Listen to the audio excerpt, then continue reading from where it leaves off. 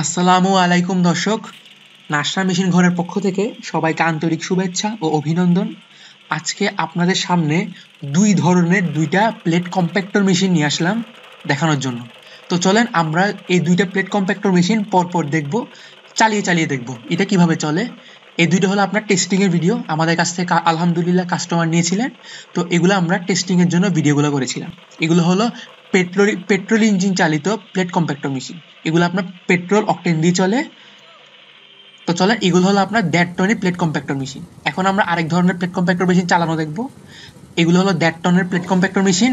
আমাদের কাছে 1.5 ton, 2 ton বিভিন্ন সাইজের প্লেট কম্প্যাক্টর মেশিন রয়েছে।